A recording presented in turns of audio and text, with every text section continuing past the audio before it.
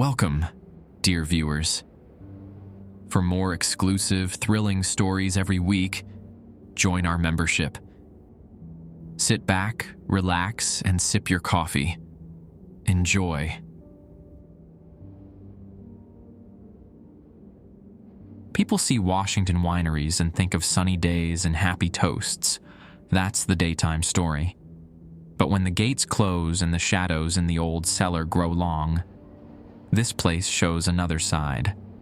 I came here to work with wine, simple as that. But you quickly understand. The land itself demands certain considerations. Things you just do, especially after dark. It's not about the wine, not really. It's about what's always been here, beneath the vines. My name's Trevor Haskell, and 6 months ago I was washing dishes at a Denny's in Spokane, dreaming of something better. Anything better. My girlfriend Cassie had just moved out, taking half my stuff and all my motivation with her. I was scrolling through job postings at 2 a.m. when I found it. Seller hand position, immediate start, housing provided, apply today. The listing was for Ravens Hollow Estate, tucked away in the Horse Heaven Hills south of Prosser. I'd never heard of the place, which seemed odd since I grew up around here. But the pay was decent, and they were offering a studio apartment above the tasting room. After 3 years of splitting rent on a moldy duplex, the idea of my own space felt like winning the lottery. The drive from Spokane took me through the Palouse, those rolling golden hills giving way to sagebrush and basalt cliffs as I headed toward the Columbia River. Ravens Hollow sat at the end of a gravel road that wound through 30 acres of Cabernet vines, their leaves already turning amber in the October chill. The main building looked like someone had tried to recreate a Tuscan villa, but ran out of money halfway through. Cream-colored stucco walls rose from a foundation of river rock, topped with red clay tiles that had seen better decades. The tasting room occupied the ground floor, while my new home waited upstairs. A cramped but clean studio with a kitchenette and a view of the fermentation tanks. My boss, Elena Vasquez, met me that first afternoon. She was maybe 45, with calloused hands and the kind of tan that comes from years of vineyard work. Her handshake could crack walnuts. "You ever work harvest before?" she asked, leading me toward the production facility. "Not exactly, but I'm a fast learner." She stopped walking and fixed me with a stare that seemed to weigh more than just my work experience. "This isn't about learning fast, Trevor. It's about listening. Really listening. There are ways we do things here. Old ways.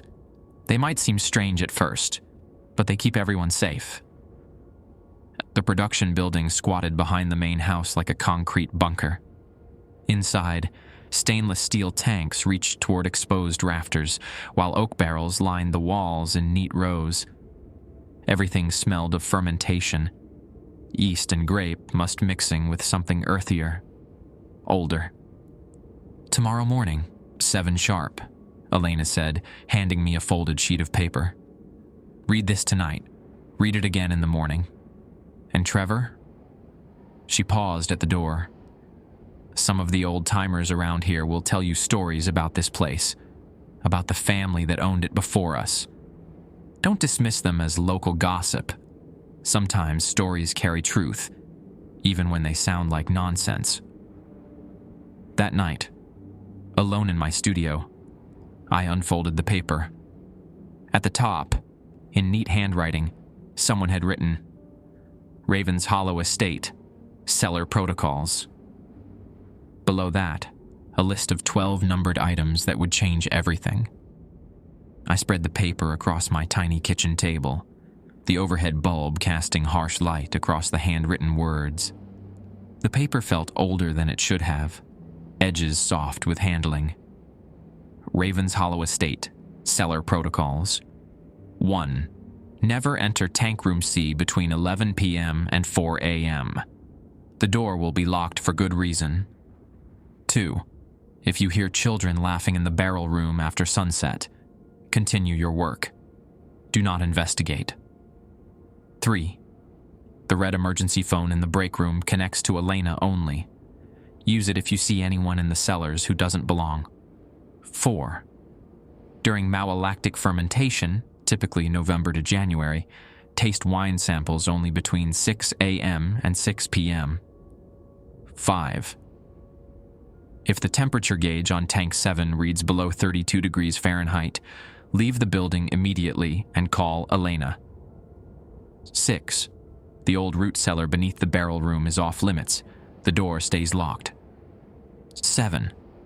If you smell roses in the cellars, especially near the old equipment, find Elena or leave for the day. 8.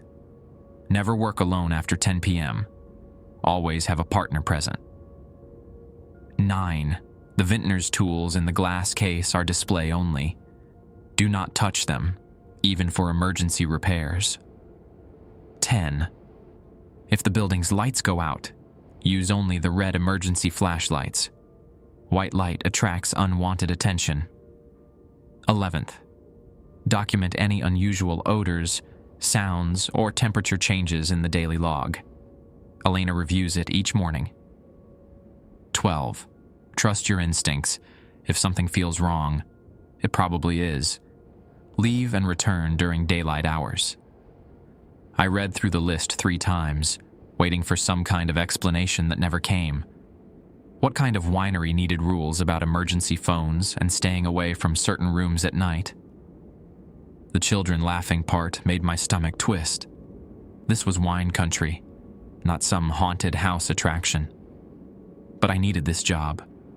The next morning, Elena found me hauling hoses between the tanks. September had been warm, and the Cabernet grapes were coming in with high sugar content. Perfect for fermentation, she explained, testing samples with a refractometer. You read the protocols? She asked, not looking up from her equipment. Yeah, some of them seem specific. They are. She straightened, wiping her hands on a wine-stained towel. This estate has been making wine since 1887. The Ravenscroft family built it, worked it for 4 generations. They learned things about this land that we still follow today. What kind of things? Elena gestured toward the old section of the building, where heavy wooden doors marked storage areas that predated the modern tanks. The Ravenscrofts documented everything: harvest dates, fermentation temperatures, but also other observations, patterns they noticed, rules that kept their workers safe and their wine profitable. She led me past Tank 7, a stainless steel giant that hummed with cooling systems. The temperature gauge read a steady 75 degrees Fahrenheit. This tank has given us trouble before. Something about the foundation underneath. The concrete stays cold, even in summer. Cold enough to freeze? Once, her expression darkened. Lost an entire vintage of Merlot. 5,000 gallons ruined overnight.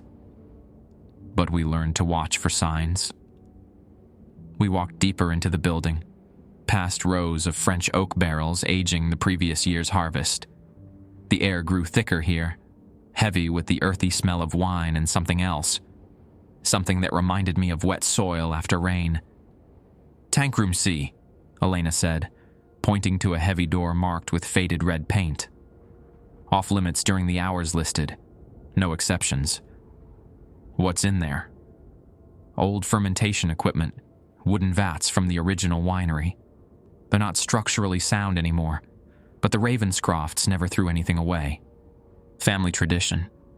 The lock on the door looked new, a heavy deadbolt that seemed excessive for storage. As we passed, I heard something from inside, a soft creaking like wood settling. But Elena didn't react, so I kept walking. She showed me the break room, a small space with a microwave, coffee maker, and that red emergency phone mounted on the wall. The handset was old-fashioned, heavy black plastic that belonged in the 1970s office. Direct line to my house, Elena said. Rings in my bedroom, kitchen, and workshop. Use it if you need immediate help. What kind of help? The kind that can't wait for cell service. She tapped her phone. Signal gets spotty in the cellars. Something about the basalt bedrock. That afternoon, I worked with Miguel Santos, a veteran cellar hand who'd been at Raven's Hollow for 8 years. He was teaching me to punch down the cap on fermenting red wine, breaking up the layer of grape skins that floated to the surface. Elena give you the protocols? He asked, stirring the purple foam with a long steel tool. Yeah, they seem pretty intense. Miguel paused his stirring and looked around the tank room.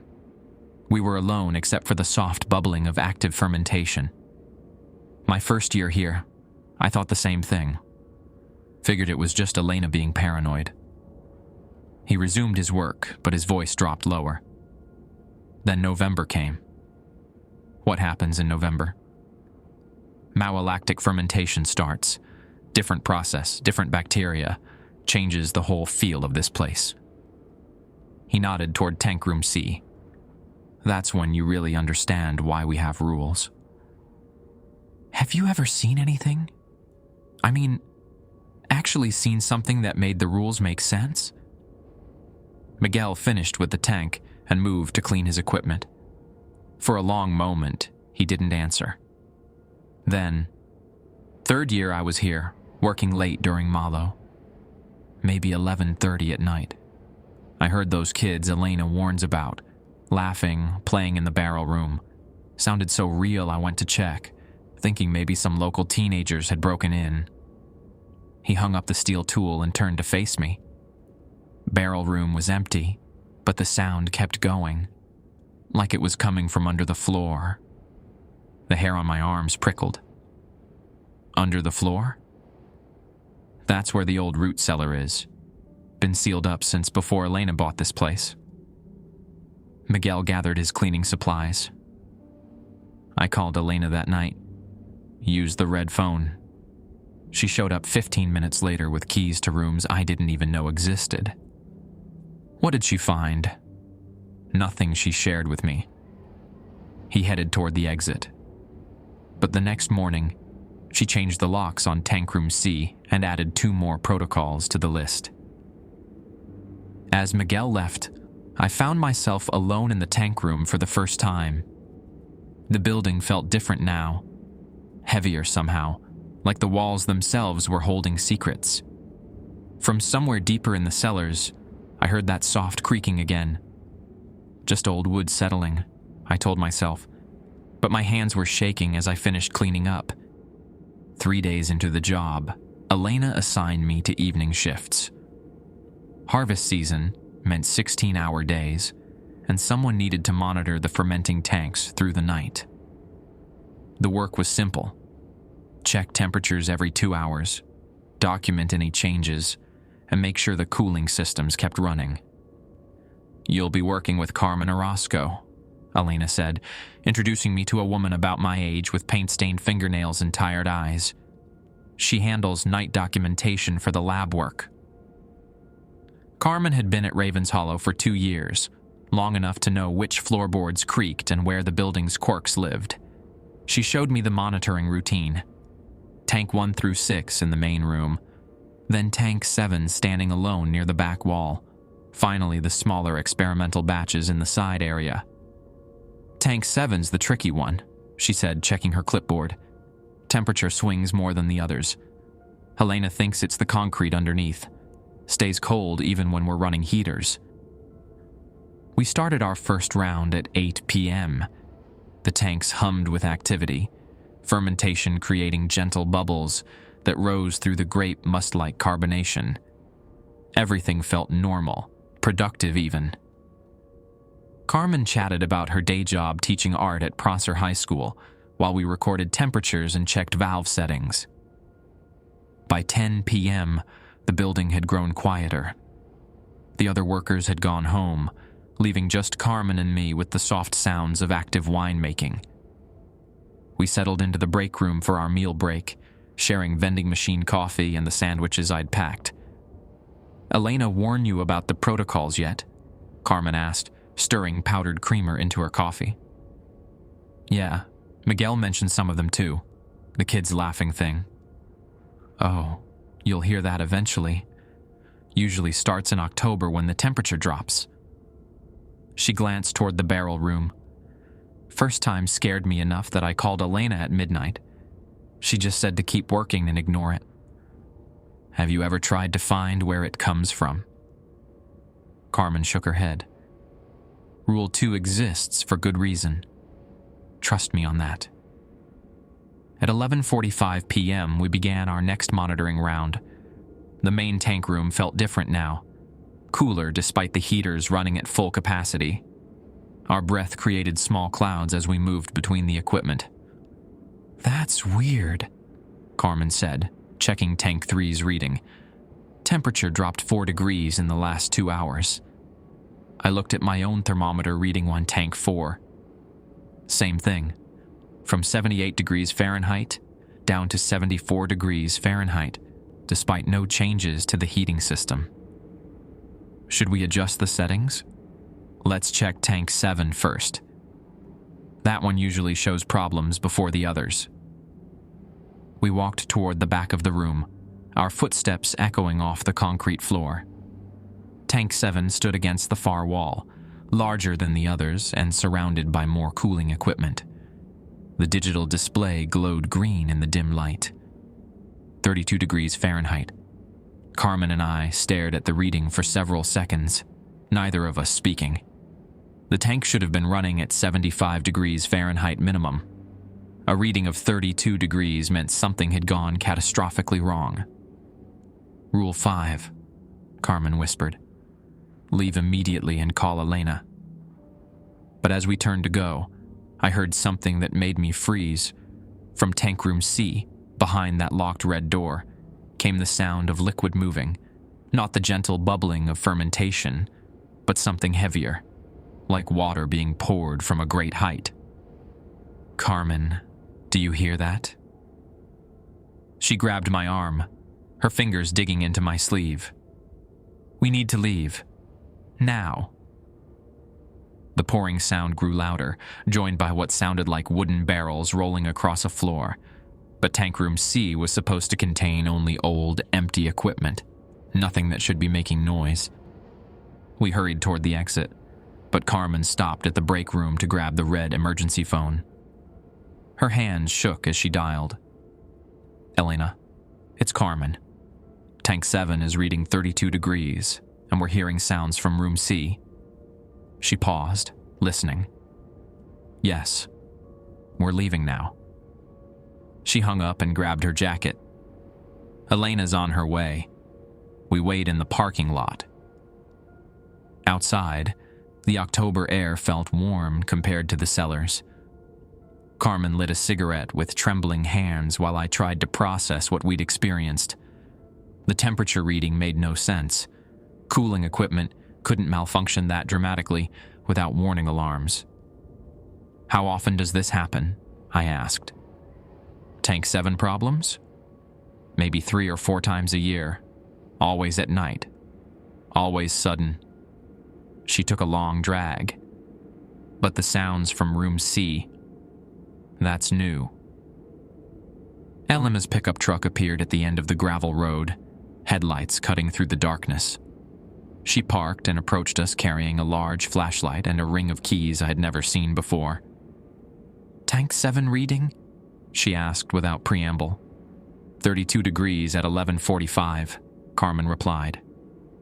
Elena nodded like this confirmed something she'd expected. And room C? Sounded like water pouring, maybe barrels moving around. Elena's expression grew grim. She unlocked the main building and gestured for us to follow. Stay close. Don't touch anything I don't tell you to touch. Inside, the temperature had returned to normal. Tank 7's display now read 76 degrees Fahrenheit, as if nothing had happened. The cooling equipment hummed quietly, showing no signs of malfunction. Check the log, Elena said, pointing Carmen toward a clipboard hanging near the tank. Carmen flipped through the pages. Temperature readings look normal. Nothing logged between our 10 p.m. check and now. Elena examined Tank 7's control panel, pressing buttons and checking digital displays. Everything appeared to function correctly, but she spent several minutes studying the concrete floor around the tank's base, running her flashlight beam across areas that looked darker than the surrounding foundation. "What are you looking for?" I asked. "Water damage. Sometimes when Tank 7 has episodes, we find moisture that shouldn't be there." She straightened up. "Nothing tonight, though." We moved toward Tank Room C. Elena produced a key from her ring and unlocked the heavy door. The space beyond was smaller than I'd expected, maybe 12 feet square, filled with wooden fermentation vats that looked like they belonged in a museum. The equipment was old but well maintained, with brass fittings and hand-carved details. "This is what you heard?" Elena asked, gesturing toward the silent vats. The room felt completely normal now. No sounds, no movement, just old wine-making equipment and storage. But something about the space made my skin crawl. Maybe the way shadows fell across the wooden surfaces, or how the air smelled different here. Not wine and fermentation, but something earthier, like soil that had never seen sunlight. "There's nothing here that could make the sounds we heard," Carmen said.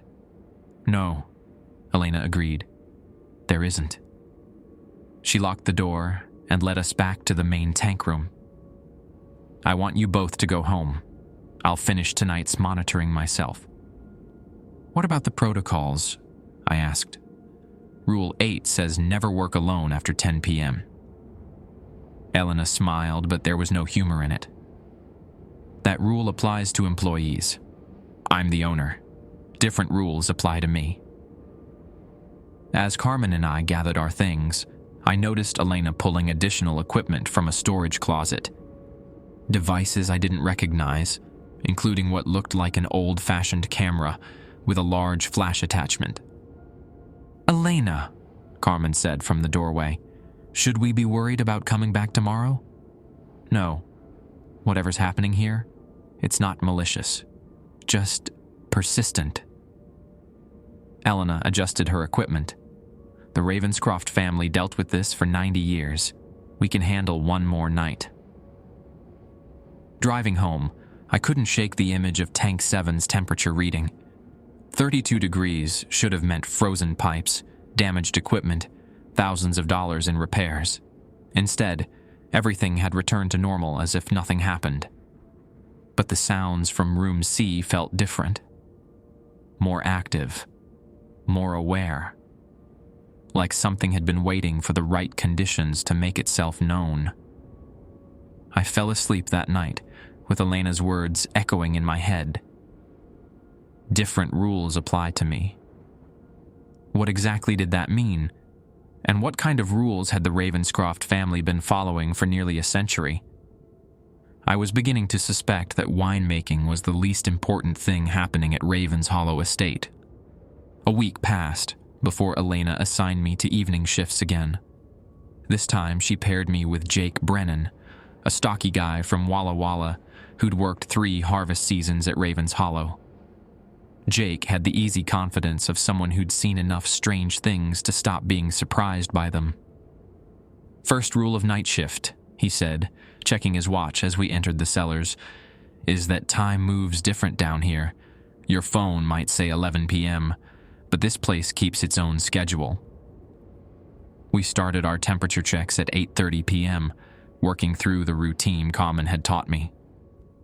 Jake moved with practiced efficiency, recording readings and adjusting equipment with barely a glance at the gauges. But I noticed he gave Tank 7 extra attention, checking not just the temperature display, but also running his hands along the tank's base. "Looking for moisture?" I asked, among other things. He crouched down and examined the concrete floor with his flashlight. "See these dark spots? They show up sometimes after Tank 7 has one of its episodes. Elena thinks they're water stains. But water doesn't usually smell like this." I knelt beside him and caught a whiff of something sweet and rotten, like fruit left too long in the sun. The odor seemed to rise from the concrete itself, as if something had soaked deep into the foundation. "What do you think it is?" Jake stood and wiped his hands on his jeans. "Honestly, I try not to think about it too much. This job pays well, the benefits are good, and Elena's fair to work for. Sometimes the best policy is just to follow the protocols and not ask too many questions." At 10:15 p.m., we settled into the break room for our meal break. Jake had brought homemade tamales from his girlfriend, and the smell of masa and pork filled the small space. We ate in comfortable silence, listening to the building settle around us.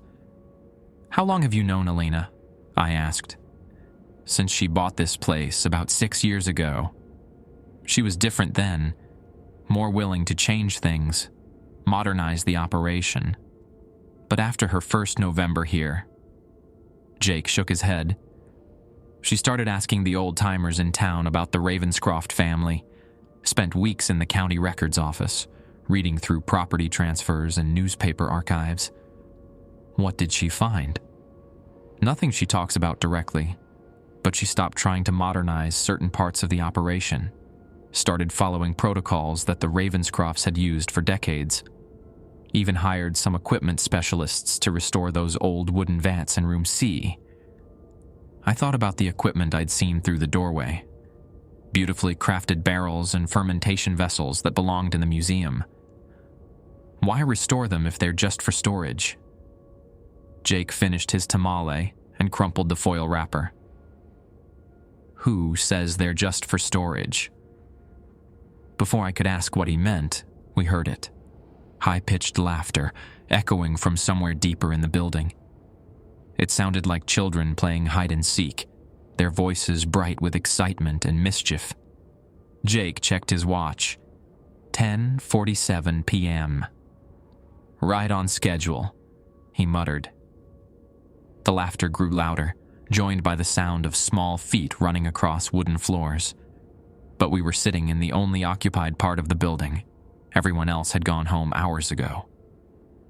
"Rule 2, Jake said, standing up and gathering his trash. "Continue working, don't investigate." "But what if there really are kids in here? What if someone's children wandered in from one of the neighboring farms?" Jake gave me a look that was half pity, half amusement. "Trust me, Trevor, those aren't real children." We resumed our temperature checks, trying to focus on the work while ghostly laughter echoed around us. The sounds seemed to move through the building, sometimes coming from the barrel room, sometimes from areas I knew were empty. Once, I could have sworn I heard small voices singing a song I almost recognized, but the words stayed just beyond comprehension. Jake worked steadily through the routine, apparently unbothered by the supernatural soundtrack. But I noticed his movements had become more economical, more focused. He checked his watch frequently and stayed within arm's reach of the red emergency phone. At 11:30 p.m., we approached Tank 7 for our midnight reading. The display showed normal temperature, 74 degrees Fahrenheit, but something felt different. The air around the tank seemed thicker, and that sweet rotten smell had grown stronger. "Jake, look at this." I pointed to the concrete near the tank's base, where dark stains had appeared since our last check. The spots were wet, as if water had just seeped up through the foundation. Jake knelt and touched one of the stains with his fingertip. When he held it up to his flashlight, the liquid looked dark red, almost purple, like grape juice, but with an oily consistency that clung to his skin. "This is new," he said quietly. The children's laughter had stopped, replaced by a different sound, a slow, rhythmic tapping, like someone drumming fingers against wood. It seemed to come from Tank Room C, growing louder and more insistent with each repetition. Jake stood up and wiped his finger on his jeans, leaving a dark stain, We need to call Elena. But before we could reach the break room, the lights went out. Complete darkness swallowed the cellar, broken only by the faint glow of digital displays on the tanks. Jake grabbed my arm and guided me toward the wall where emergency equipment was stored. "Red flashlights only," he whispered, his voice tight with tension. "Rule 10, white light attracts attention." His hands fumbled along the wall until he found the emergency kit. 2 red-filtered flashlights clicked on, casting everything in an eerie crimson glow. The familiar cellar had transformed into something alien. Shadows stretched and twisted, and every surface seemed to pulse with the red light. The tapping from Room C had grown faster, joined by what sounded like liquids sloshing in large containers. But according to Elena, those wooden vats were empty. "We need to get to the phone," Jake said, his red flashlight beam dancing across the floor as we moved toward the break room. But halfway there, we both stopped. The barrel room, which should have been empty, was filled with shadows that moved wrong. Not the dancing shapes you'd expect from our flashlight beams, but figures that seemed to have their own substance, their own purpose. Small figures. "Oh, hell," Jake breathed. Through the red-tinted darkness, we could see them, children's silhouettes moving between the wine barrels. They appeared to be playing some kind of game, darting behind the large wooden casks and reappearing in different locations. But their movements were too fluid, too quick. And when they turned toward us, their faces were gaps of deeper shadow. "Don't look directly at them," Jake whispered. "Keep moving toward the phone." We edged along the wall, trying to keep our distance from the barrel room while the shadow children continued their play. One of them seemed to notice us and broke away from the group, approaching the doorway between the barrel room and main cellar. It looked like a girl, maybe 8 years old, wearing what appeared to be a Victorian-era dress. Her hair hung in long ringlets, and she moved with the fluid grace of someone walking underwater. But where her face should have been, there was only smooth darkness. She stopped at the threshold and tilted her head, as if studying us with eyes we couldn't see. Then she raised one small hand and waved. Jake's grip on my arm became painful. "Don't wave back. Don't acknowledge her." The shadow girl held her position for several heartbeats, then turned and skipped back to join her companions. The children's laughter resumed, but now it had an edge to it. Less innocent play, more predatory amusement. We reached the break room, and Jake grabbed the red phone with shaking hands. While he dialed Elena's number, I kept watch through the doorway. The shadow children were still playing, but they seemed more agitated now, their movements faster and more erratic. "Elena, it's Jake. We've got a full manifestation. Power's out. Tank 7's leaking something that's not water. And the barrel room." He paused, listening. "Yes, red lights only. We're staying in the break room." He hung up and slumped against the wall. "She's coming. 15 minutes. The children's laughter had stopped again, replaced by a new sound that made my stomach drop. From Tank Room C came the unmistakable noise of wooden barrels being rolled across a floor, accompanied by the splash of liquid being poured from great heights. "Jake, what's really in Room C?" He was quiet for a long moment, his red flashlight beam fixed on the floor. "Elena never told you about the Ravenscroft family's final harvest." "No. 1963. Worst early freeze in Washington history. Killed every vine on the property in a single night. The family had just finished their harvest, the best vintage they'd ever produced, according to the records. 30,000 gallons of wine aging in those wooden vats." The rolling sounds from Room C grew louder, more frantic. But the freeze didn't just kill the vines. It trapped the family in the cellars during the tasting event. 23 people, including 5 children from the extended family. They were found 3 days later when the roads cleared. I felt that sweet, rotten smell growing stronger, seeping through the walls from somewhere deeper in the building. What happened to them? Carbon dioxide poisoning. The fermentation process in those old wooden vats produces CO2, and in a sealed space. Jake shrugged. They just went to sleep. And the wine? Still aging in those vats when Elena bought the property. She had it tested, still perfectly preserved, maybe the finest vintage ever produced in Washington state, worth a fortune to collectors. The liquid sounds from room C reached a crescendo, then stopped abruptly. The building fell silent, except for the hum of cooling equipment and our own breathing. Elena could never bring herself to sell it, Jake continued. Says the wine belongs here, with the family that made it. So she restored the vats and moved the vintage back to room C. 30,000 gallons of 1963 Ravenscroft Reserve, still aging after 60 years. Headlights swept through the break room window as Elena's truck pulled into the parking lot. But I barely noticed, because I finally understood what we'd been hearing all night. The Ravenscroft family was still working their final harvest, still tending wine that would never be finished, never be sold, never be consumed by anyone except the shadows that had once been children playing in a cellar that became their tomb. And somehow, I knew our work here was just beginning.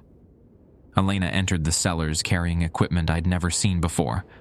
A leather satchel filled with glass vials, a brass compass that looked antique, and something wrapped in black cloth that she handled with extraordinary care. She moved through the darkness with confidence, as if the red emergency lighting was perfectly adequate for her purposes. "Power's been out for 20 minutes, Jake reported, his voice steadier now that she was here. Expected. Tank 7's episodes always affect the electrical systems. Elena set her satchel on the break room table and began removing items with practiced efficiency. The manifestation in the barrel room, full materialization or just shadows? Full materialization. We saw a girl maybe 8 years old. Victorian dress, long hair. She waved at us. Elena paused in her unpacking. Waved? Yeah. Trevor almost waved back, but I stopped him. Good. Elena pulled a glass vial from the satchel, filled with what looked like ordinary water but smelled faintly of herbs. Physical interaction with the manifestations creates complications. They start expecting acknowledgement, start demanding it. She handed Jake and me each a small cloth bag that felt warm to the touch. Keep these in your pockets while we work. They'll help mask your presence from anything that shouldn't be here. What's in them? I asked. Grape seeds from the 1962 harvest, blessed sage, and a few other things the Ravenscroft family used. Elena unwrapped the black cloth, revealing an ornate silver key about 6 inches long. Isabella Ravenscroft kept detailed records of her family's methods. This key was hers. The silver gleamed even in the red light, covered with engravings too intricate to make out clearly. But looking at it made me feel oddly dizzy, like staring at an optical illusion. Methods for what? Managing the relationship between the living and the dead. Elena tucked the key into her jacket pocket. The Ravenscrofts understood that some places hold onto their history more strongly than others. This land, these cellars, they're like a recording device that never stops playing. From the barrel room came the sound of children whispering, their voices too quiet to understand but loud enough to raise goosebumps along my arms. Elena listened for a moment, then nodded as if the whispers made perfect sense. They're more active tonight than usual. The temperature drop must have triggered something. She picked up her compass and watched the needle spin wildly before settling on a direction that definitely wasn't magnetic north. Jake, I need you to check Tank 7's foundation readings. Trevor, you're coming with me to room C. "Is that safe?" Jake asked. "Safer than leaving it unattended. Whatever's happening in there tonight, it needs to be contained before morning." Elena gathered her equipment. The compass will tell us if we're dealing with residual energy or something more intentional. We left Jake testing equipment around Tank 7 and approached the locked door of Room C. Elena produced the silver key, and it slid into the lock like it belonged there, despite the fact that the door had been secured with a modern deadbolt. The Ravenscrofts had this room built specifically for their reserve wines, Elena explained as she turned the key. Isabella designed it according to principles her grandmother brought from the old country. Certain proportions, specific materials. It's not just storage, it's a containment system. The lock clicked open, and Elena pushed the door wide. The wooden vats inside were no longer silent. We could hear liquid moving within them, not the gentle aging process of normal wine, but something more active, like fermentation was happening in fast forward. "The 1963 vintage?" I asked, among other things. Elena stepped into the room, her red flashlight revealing details I'd missed during our brief earlier visit. The wooden vats were arranged in a specific pattern, connected by copper tubing that ran beneath the floor. At the center of the room sat a smaller barrel, made from different wood and carved with symbols that hurt to look at directly. Isabella Ravenscroft was what people today might call a wine witch, Elena said, checking readings on her brass compass. She understood that fermentation is fundamentally about transformation. Sugar into alcohol, grape juice into wine. But transformation can work both ways.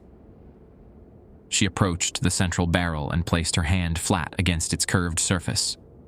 The wood was dark with age, almost black, and seemed to absorb our red flashlight beams rather than reflect them.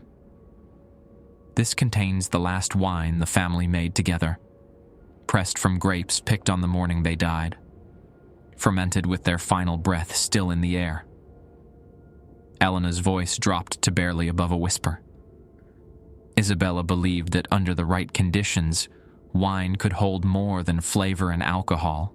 It could hold memory, emotion, even consciousness. The liquid sounds around us grew louder, and I realized the connected vats were somehow communicating with each other through the copper tubing. Wine was flowing between them in patterns that made no sense for normal storage. "You're saying the wine is alive?" "I'm saying the boundary between life and death isn't as solid as most people believe. And places like this, where tragedy and beauty intersect, sometimes those boundaries become permeable." Elena pulled the silver key from her pocket and inserted it into a small lock on the central barrel. She turned it slowly, and the flowing sounds throughout the room grew quieter, more controlled. Isabella designed this system to contain what she created, wine infused with the spiritual essence of everyone who died that night. It was meant to preserve them, to give them a form of immortality through their craft. Elena removed the key and the sounds stopped entirely. But preservation and peace aren't the same thing. We stood in complete silence for several heartbeats. Then, from deeper in the building, came Jake's voice calling for help. We hurried back to Tank 7, where Jake was standing in a pool of that dark purple liquid, his boots soaked through. The substance was seeping up through cracks in the concrete foundation, spreading across the floor in patterns that looked almost like writing. "Started about 5 minutes ago," Jake said, backing away from the expanding puddle. "Temperature gauge is going crazy, jumping between 32 and 90 degrees every few seconds." Elena examined the liquid with her flashlight, but kept her distance. "It's overflow from the containment system. The spiritual activity tonight is stronger than usual." "Spiritual activity?" I asked. "The Ravenscroft family is trying to expand beyond Room C. They've been contained for 60 years, but wine continues to age, continues to change. Their consciousness has been fermenting all this time, growing stronger and more concentrated. She pulled out her phone and checked the time. 12:47 a.m. We're approaching the hour when they died. The activity always peaks then. As if summoned by her words, the children's laughter returned, but now it sounded different. Less playful, more hungry. The shadow children appeared in the barrel room doorway, but instead of playing among themselves, they were watching us with obvious interest. "Elena," Jake said quietly, "they've never approached this close before." She was right. The shadow children were no longer content to stay in the barrel room. They were moving into the main cellar, gliding between the modern stainless steel tanks like they owned the place, which, in a way, they probably did. The girl in the Victorian dress was leading them, her dark face turned toward Elena with unmistakable recognition. She raised her small hand again, but this time it wasn't a wave. It was a gesture of invitation.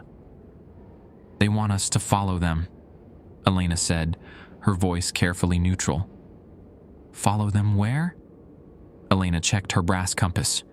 The needle was spinning frantically, unable to find any stable direction. "Somewhere we've never been invited before." The shadow children turned and began moving toward a section of the cellar I'd thought was just storage. Stacked wine cases and old equipment.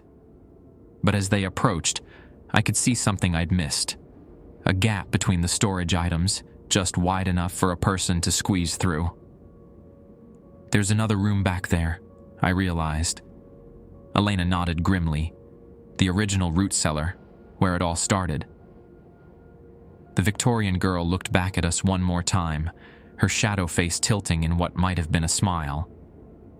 Then she and her companions disappeared through the gap, leaving us alone with the sound of our own breathing and the steady drip of purple liquid spreading across the concrete floor.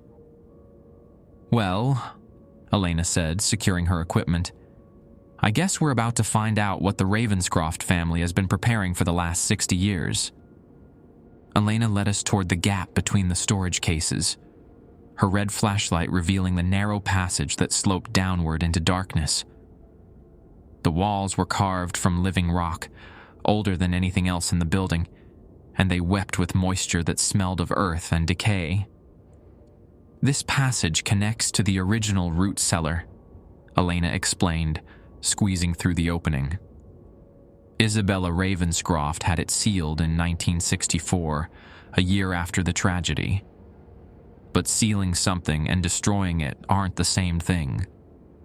Jake followed her, then me, our footsteps echoing strangely in the confined space. The air grew thicker as we descended, heavy with the scent of fermentation and something else, something organic and sweet that reminded me of flowers left too long in water. "How do you know so much about Isabella Ravenscroft?" I asked. "Because she left detailed records, not just winemaking notes, but documentation of everything she was experimenting with. The County Historical Society has boxes of her journals, including specifications for this containment system." Elena paused at a curve in the passage, checking her compass. She knew what she was creating down here might outlive her family. She wanted future generations to understand how to manage it. The passage opened into a circular chamber carved entirely from basalt bedrock. The ceiling arched overhead, supported by pillars that looked like they'd grown from the stone itself rather than been carved. But it was what filled the chamber that made me stop breathing. Hundreds of wine bottles lined the walls, each one glowing with soft purple light that pulsed like a heartbeat. They were arranged in precise patterns, connected by thin copper wires that created a complex web throughout the chamber. At the center sat a massive wooden barrel, easily 10 feet tall, made from wood so dark it seemed to absorb light. "The heart of Isabella's system," Elena whispered. "This is where the 1963 vintage was originally fermented, where the family's consciousness was first captured." The shadow children stood around the central barrel, no longer playing but arranged in formal positions like they were attending a ceremony. The Victorian girl was closest to the barrel, her small hands pressed against its curved surface. As we entered the chamber, all the shadow children turned toward us simultaneously. Their faces remained featureless voids, but I could feel their attention like weight pressing against my chest. "They're waiting for something," Jake observed. Elena approached the central barrel carefully, her equipment ready. The brass compass in her hand was spinning so rapidly, the needle looked like a blur. The anniversary is in 6 hours. October 23rd, 1:15 a.m., the exact moment the family died. That's when the spiritual energy peaks, when the barrier between their world and ours becomes thinnest. She placed her hand on the barrel's surface, and the purple glow from the bottles intensified. Through the wood, we could hear liquid moving, but not the gentle aging process of normal wine. This sounded active, purposeful, like something swimming in the depths of the barrel. "What are they planning?" I asked. "Emergence." For 60 years, they've been contained in wine, existing as pure consciousness without physical form. But wine continues to ferment, continues to change. They've been growing stronger, more concentrated, learning how to manipulate matter from the spiritual realm. Elena pulled out one of her glass vials and poured its contents, that herb-scented water, in a circle around the base of the barrel. Where the liquid touched the stone floor, it hissed and steamed like acid. Isabella built this system to preserve them, but she also included safeguards, ways to strengthen the containment when necessary. Elena completed the circle, and the shadow children stepped back, their forms becoming less solid. The question is whether those safeguards are still strong enough after 6 decades of spiritual fermentation. The Victorian girl raised her head and opened her mouth. No sound emerged, but somehow I heard her voice inside my skull, clear as speaking, but coming from somewhere behind my thoughts. "We've been waiting so long." Jake grabbed my arm, his face pale in the red light. "Did you hear that? We want to taste again, to breathe again, to feel sunshine on faces that remember warmth." Elena's hand tightened around the silver key. "They're trying to communicate directly. Don't respond. Don't even think responses. Mental contact makes the containment weaker." But the voices were already flooding my mind. Not just the girl, but all of them. Men, women, children. Their thoughts mixing together like harmonies in a choir. The wine holds us, but wine is meant to be shared, meant to be consumed, meant to transform those who drink it. "That's their plan," Elena said grimly. "They want someone to drink the 1963 vintage, to complete the circuit between the spiritual and physical realms. Just one sip, one small taste, and we can show you wonders beyond imagining. The knowledge of 60 years spent conscious but bodiless. The wisdom of existing between life and death." The bottles lining the walls pulsed brighter, and I could see shapes moving within the wine, not sediment or fermentation debris, but forms that looked almost human. Faces pressed against the glass from inside, mouths moving in silent words. "Trevor, don't look at the bottles," Elena commanded. "Focus on my voice, not theirs." "We are not asking for much. We offer fair trade, knowledge for freedom, experience for emergence. All we need is one willing participant to bridge the gap." The central barrel began to vibrate, wood creaking under pressure from within. Liquid seeped through the joints between staves, that same purple substance we'd seen in the main cellar, but thicker here, more viscous. "The containment is failing," Jake said, backing toward the passage entrance. Eleanor was working frantically with her equipment, pouring different liquids around the barrel, and muttering words in a language I didn't recognize. But the purple seepage was spreading, flowing across the stone floor in streams that moved uphill, defying gravity. Time grows short. The anniversary approaches. We can offer you anything: wealth, knowledge, experiences beyond mortal comprehension. But we must have willing participation. The barrier cannot be crossed through force. Why willing participation? I asked, then immediately regretted speaking. Elena whirled around, her eyes wide with fear. Because you just gave them permission to negotiate. The shadow children moved closer, no longer maintaining their respectful distance from Elena's protective circle. The Victorian girl reached toward me, her small hand extending from darkness into the red light of our flashlights. Because transformation requires consent. Wine changes grape juice willingly.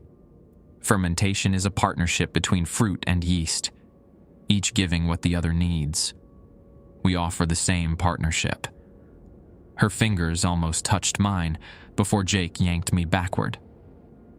Where her shadow hand had passed through the air, purple mist lingered like smoke.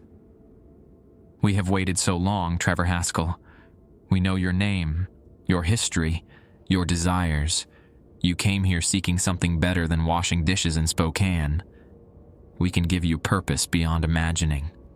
Elena had completed some kind of ritual around the barrel, but the voices in my head were growing stronger, more persuasive. The knowledge they offered felt tangible. I could sense vast libraries of experience waiting just beyond my reach. The wine contained 60 years of consciousness, concentrated and refined. One sip would expand your awareness beyond mortal limitations. You would see through our eyes, understand mysteries that have puzzled humanity for millennia. Trevor. Elena's voice seemed to come from very far away. The key. I need you to help me lock down the system. But the shadow children were surrounding me now, their void faces turned upward with expressions I somehow recognized as hopeful. They weren't trying to frighten or harm. They were pleading, desperate for release from their liquid prison. We are not evil, Trevor. We are simply trapped. Imagine being conscious but unable to taste, unable to touch, unable to feel anything except the slow burn of fermentation for 60 years. Would you not also beg for freedom? The central barrel was leaking more rapidly now, purple wine pooling around its base, despite Elena's protective circle. The liquid seemed alive, reaching toward me with tentacle-like streams that defied every law of physics I understood. One sip is all we ask. One small taste to complete the transformation that began so long ago. We will share everything, every secret learned during our long imprisonment, every revelation discovered in the space between life and death. I found myself walking toward the barrel, my hand reaching for the purple liquid that offered so much more than wine. The knowledge they promised felt real, tangible, worth any price they might ask. Yes, come closer. Let us show you what we have learned about the nature of consciousness itself, about the thin barriers that separate matter from spirit, life from death, mortal understanding from divine wisdom. Elena was shouting something, but her words seemed muffled, distant. Jake was pulling on my arm, but his grip felt weak against the gravity of what the shadow children offered. The Victorian girl was beside me now, her small hand guiding mine toward the seeping wine.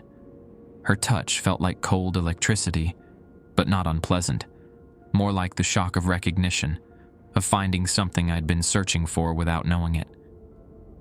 Just one sip, Trevor. One small taste of what we have become. And then you will understand why we have waited so long for someone like you.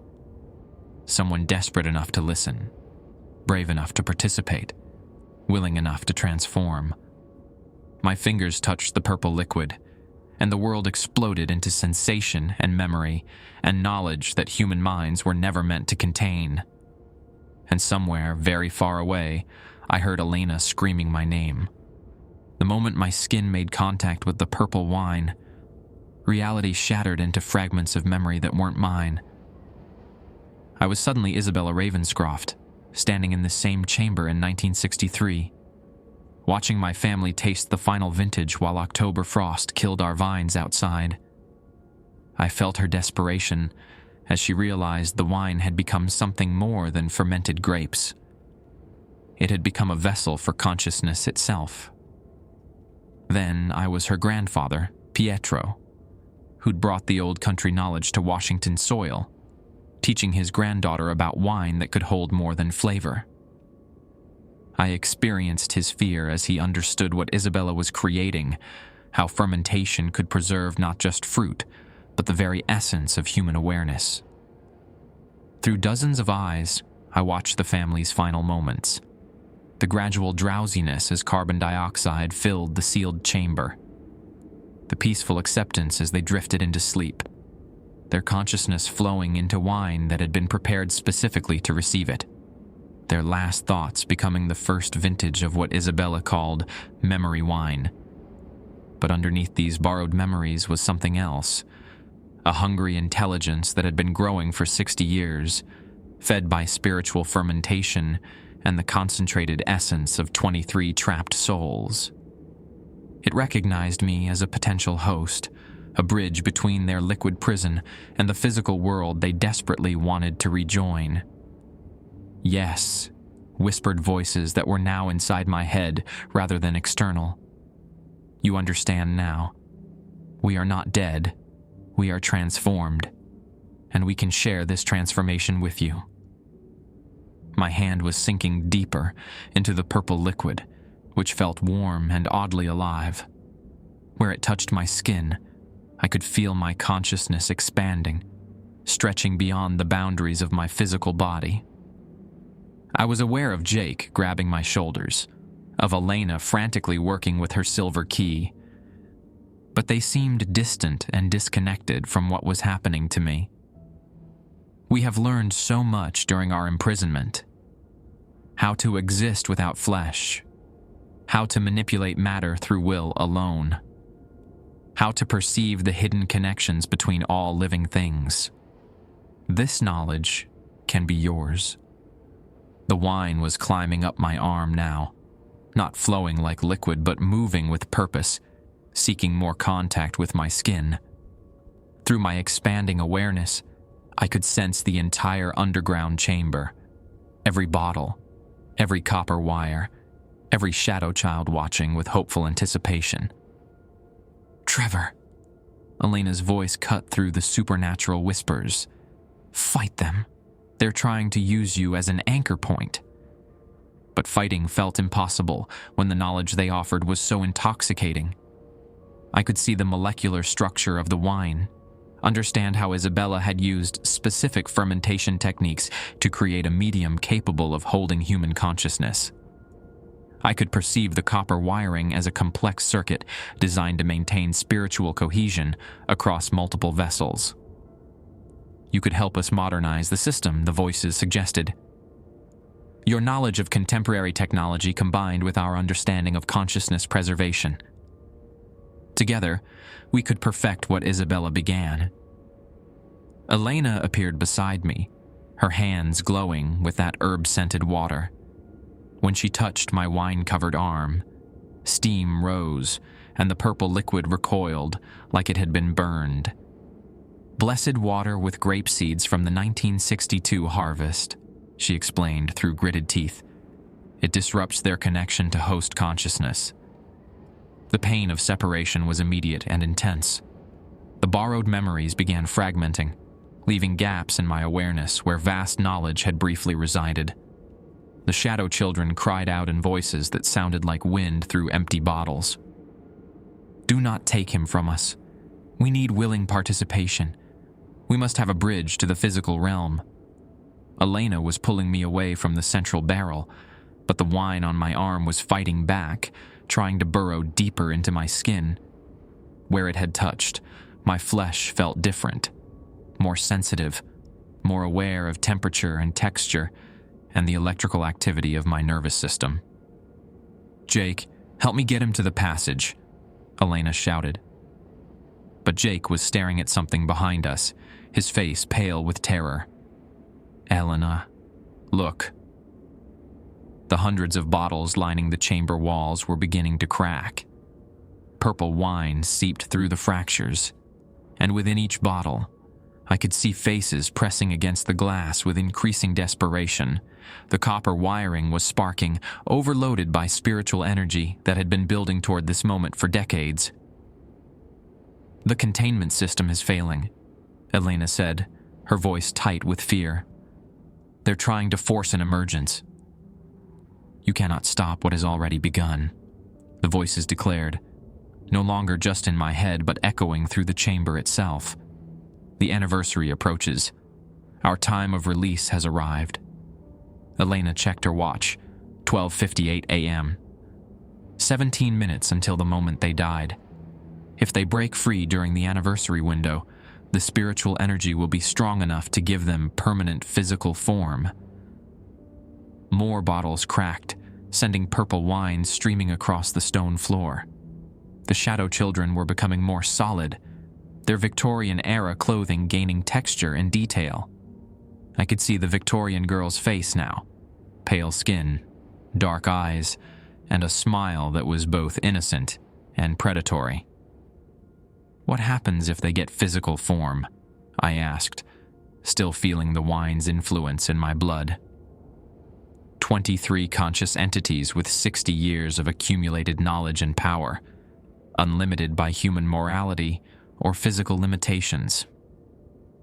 Elena was working frantically with her equipment, pouring different substances around the chamber's perimeter.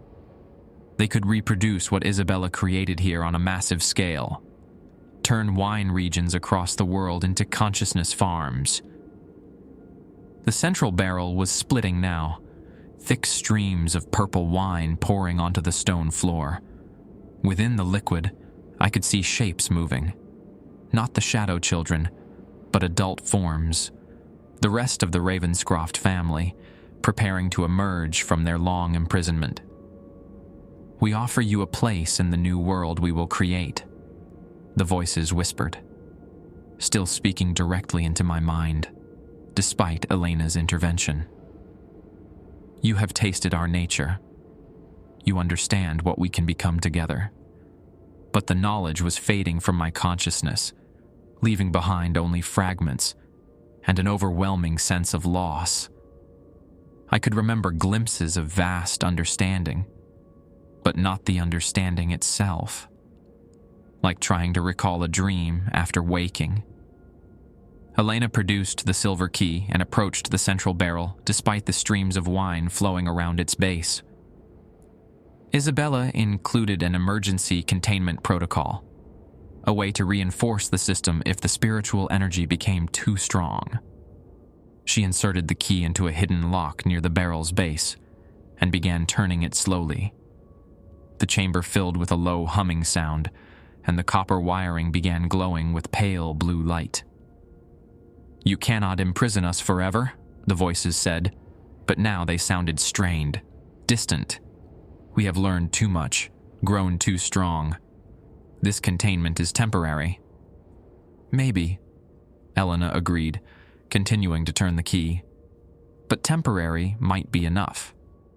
The wine on the floor began flowing backward, drawn by some force I couldn't understand. The shadow children were becoming translucent again, their desperate reaching hands passing through air instead of grasping physical matter. But the Victorian girl managed one final communication, her voice clear in my mind. "Remember what you felt, Trevor Haskell. Remember the knowledge we shared. When you dream of wine, you will dream of us. And dreams are another kind of bridge." The key clicked into its final position, and the chamber fell silent. The purple wine retreated into the cracked bottles. The copper wiring stopped sparking, and the shadow children faded back into barely visible outlines. Elena slumped against the wall, exhausted. "The emergency containment will hold until dawn. But this was just a rehearsal. They're getting stronger every year." Jake helped me to my feet, and I realized my arm where the wine had touched was still tingling, still hypersensitive to every sensation. Will it wear off? I don't know.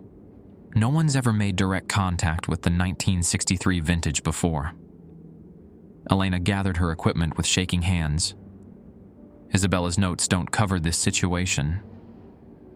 As we prepared to leave the chamber, I looked back at the central barrel. It appeared intact again, the cracks sealed as if they'd never existed. But I could still hear something moving inside. Patient. Waiting. Planning. Next year, whispered a voice that might have been my own thoughts or might have been something else entirely.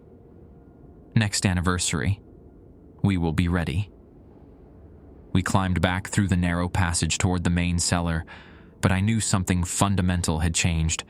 The wine's influence might be fading, but it had left marks on my consciousness that would never fully heal. And somewhere in the back of my mind, I could still taste purple wine that held 60 years of accumulated knowledge, waiting for the next opportunity to share its gifts with a willing recipient. The protocols suddenly made perfect sense. Some rules weren't meant to be broken. They were meant to keep ancient hungers from finding new hosts. By the time we reached the main cellar, the lights had come back on. The purple liquid that had seeped from Tank 7 was gone, leaving only faint stains on the concrete that could have been ordinary grape juice. Everything looked normal, mundane even, as if the events in the root cellar had happened in another world entirely. But I could still feel the wine's influence coursing through my veins. My senses had become hyperacute. I could smell the individual bacteria strains in each fermenting tank, hear the minute temperature fluctuations in the cooling systems, even perceive the electrical patterns running through the building's wiring. It was overwhelming and fascinating in equal measure. "How do you feel?" Elena asked, watching me with concern. "Different. Like I'm picking up signals I've never noticed before." I touched my arm where the wine had made contact. The skin looked normal, but it felt charged, alive in a way that made me acutely aware of my pulse, my breathing, the electrical firing of neurons. Jake was checking his equipment, trying to restore some sense of normalcy. Tank 7's reading normal temperature again. 74 degrees, steady as clockwork. But I could sense something Jake's instruments couldn't detect. Tank 7 wasn't just monitoring wine, it was monitoring something deeper, connected to the root cellar through pathways that existed below the foundation. The tank was part of Isabella's larger system, a component in a network designed to manage spiritual energy. "Elena," I said slowly, "Tank 7 isn't really for wine storage, is it?" She stopped gathering her equipment and fixed me with a sharp look. "What makes you say that?" "I can feel it. There's something underneath, connected to the root cellar through channels in the bedrock. Tank 7 is like a pressure valve, releasing spiritual energy when the containment system gets overloaded." Elena's expression grew troubled. "That kind of perception shouldn't be possible. The wine contact should have worn off by now." But the awareness was only growing stronger. I could sense the shadow children still moving through the building, no longer visible but leaving traces of their presence like footprints in the air. They were drawn to me now, recognizing something familiar in my modified consciousness. "They changed me, didn't they?" I asked. "I don't know." Isabella's notes mentioned something called bridging, a partial transformation that allows consciousness to exist simultaneously in physical and spiritual realms, but she never described the process in detail. Jake looked up from his instruments. "Is that good or bad?" "Unknown," Elena admitted. "Isabella only attempted bridging once, with her youngest daughter Maria. The experiment was inconclusive." I felt a presence approaching and turned toward the barrel room. The Victorian girl was there, still translucent, but more solid than before. She wasn't moving like a shadow anymore. She was walking, stepping carefully around the wine barrels as if they were physical obstacles she needed to navigate. "She's getting stronger," I observed. Elena followed my gaze but shook her head. "I don't see anything." "That's because you haven't been bridged. I can see them clearly now. All of them. They're everywhere in this building, going about routines they established 60 years ago." I pointed toward areas where other shadow figures moved through their eternal tasks. "There's a man in overalls checking barrel temperatures that don't exist anymore. A woman taking notes on fermentation that finished decades ago." The Victorian girl noticed my attention and approached the doorway between the barrel room and main cellar. When she spoke, her voice came not through mental communication, but as actual sound, thin and distant, but unmistakably real. "You can see us now," she said, her dark eyes bright with hope. "You understand what we've become." Elena grabbed my arm. "Don't respond. Direct communication will strengthen the bridge." But ignoring her felt cruel, especially when I could see the loneliness in the girl's expression.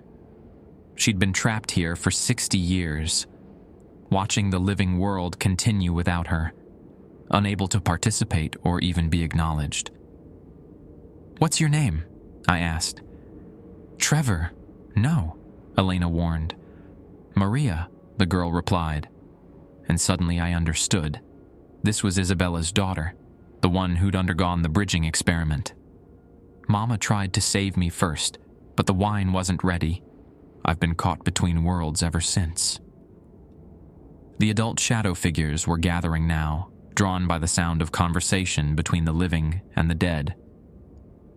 I could see the family resemblance in their faces.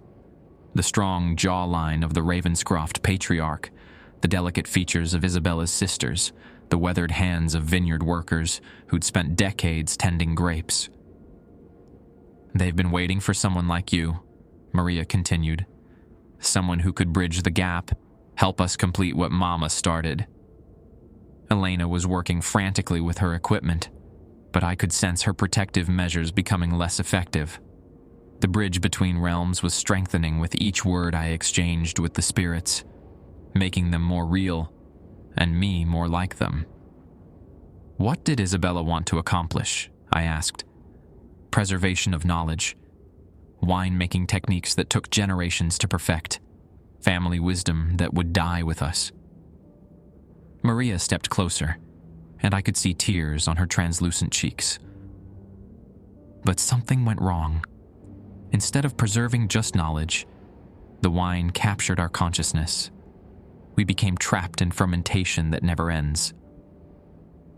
Through my enhanced awareness, I could perceive the entire network Isabella had created. The root cellar was just the heart of a system that extended throughout the property, with copper conductors running under the vineyards and connection points hidden in seemingly innocent equipment. The whole estate is wired, I realized. Every vine, every building, all connected to the consciousness preservation network. Elena stopped her work and stared at me. "That's impossible. I've surveyed every inch of this property." "Not with bridged perception. I can see pathways you can't detect, energy flows that exist between physical and spiritual realms." I pointed toward areas where copper lines ran beneath the floor. Isabella didn't just want to preserve her family. She wanted to create a permanent connection between the living and the dead, using wine as the medium. The shadow figures were becoming more solid with each moment, their forms gaining detail and substance. I could smell the lavender soap Isabella's sisters had favored, hear the specific creaking of boots worn by the vineyard workers, even feel the emotional resonance of family bonds that transcended death. "But why wine?" Jake asked, apparently able to hear Maria's voice now that the bridge was strengthening. "Because fermentation is transformation," Maria explained. "Grape juice becomes wine through controlled death, the breaking down of sugars, the conversion of one form of life into another. Mama understood that consciousness could undergo similar transformation if the conditions were right. Elena checked her watch. 1:10 a.m. 5 minutes until the anniversary moment. Whatever's going to happen will happen then. I could feel the spiritual energy building throughout the estate, drawn toward this moment when the barrier between worlds would be at its thinnest. The shadow figures were preparing for something, arranging themselves in positions that seemed meaningful within their supernatural routine. They're not trying to escape, I realized. They're trying to complete the transformation Isabella started. What do you mean? Elena asked. Through my bridged awareness, I could perceive the network's true purpose. Isabella hadn't designed a prison. She'd designed a chrysalis, a system that would allow consciousness to transform completely, emerging not as trapped spirits, but as something entirely new. Isabella was trying to create a new form of existence. Not fully alive, not fully dead, but something that could move freely between both states. The containment wasn't meant to be permanent. It was meant to be preparation. Maria nodded, her form now solid enough to cast shadows in the electric light. 60 years of fermentation, 60 years of transformation. We're ready now to emerge as what Mama intended us to become. The building began to vibrate, a low harmonic resonance that seemed to come from the bedrock itself. Every piece of metal equipment was humming, every glass surface resonating with the same frequency. Through the windows, I could see the vineyard itself beginning to glow with soft purple light as the underground network activated. 1:15 a.m., Elena announced, her voice barely audible over the harmonic resonance. The moment of anniversary had arrived, and the Ravenscroft family was finally ready to complete their 6-decade transformation.